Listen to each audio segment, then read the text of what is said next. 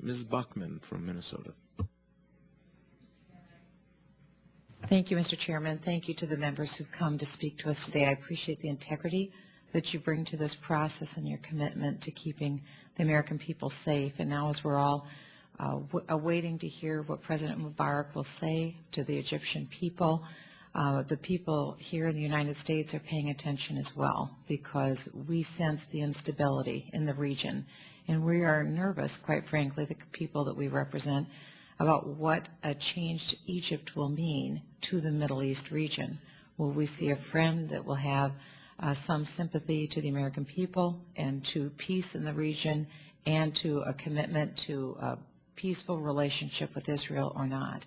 And something that I'm wondering that if you could comment on would be in regarding to Hezbollah and Fatah and Hamas, and how you see the impact of the current instability in Tunisia, in Egypt, in Yemen, also in Jordan, with changes that we've seen there.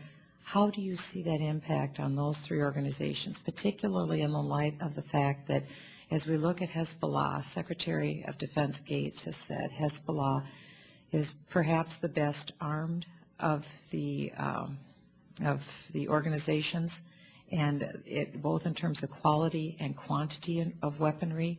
What do we see as far as their equipage goes, as far as Fatah goes, as far as Hamas goes? Are we sensing from them that they see an opportunity to perhaps enhance hostilities with Israel now at this particular point? What are we seeing? And also if you could comment regarding their weaponization as well. Well, let me start and I'll turn to others here.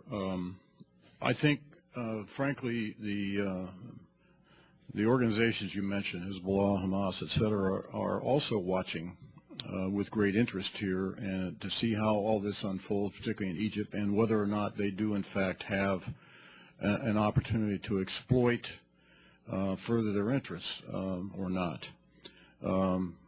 Al-Qaeda, for example, has had kind of very much a standoff relationship, or standoff posture, I should say, with respect to outreach into to Egypt. So, to me, at least, that's a to be determined. And I think they are watching and observing this just as we are, and are looking for opportunities, perhaps, to exploit or further their interests.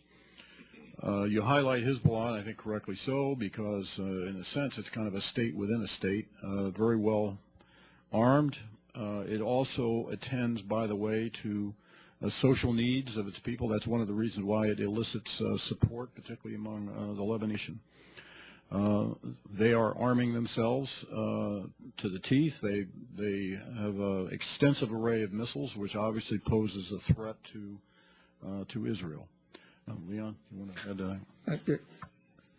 I think there's no question that our main job, the people at this table, is to confront terrorism in all of its forms. We've talked about Al-Qaeda, we've talked about AQAP, we've talked about AQI and all of the different versions of Al-Qaeda. But the reality is that there are other terrorist groups that are equally threatening to this country, and you've identified those that we worry about.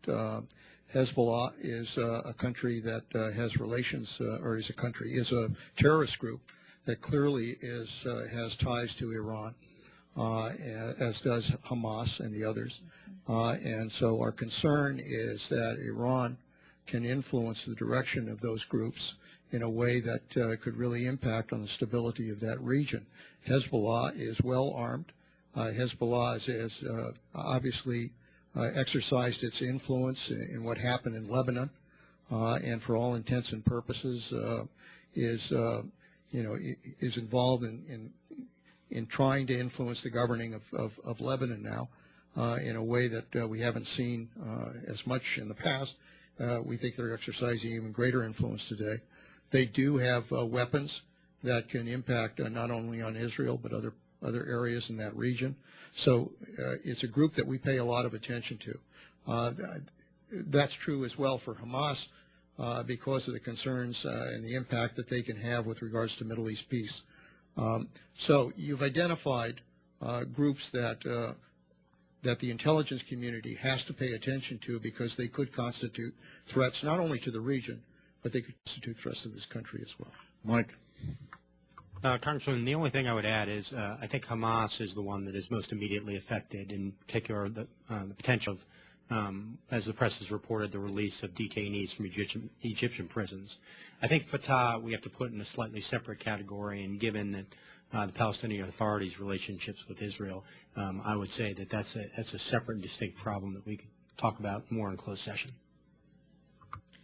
And I would only ask, and it may perhaps not be wise for this session, perhaps in closed door, but I would appreciate getting more information on your assessment as to the number of rockets and the rocket capability of Hezbollah, as well as the ground troop assessment as well. Thank you. And Mr. Chairman, I yield back.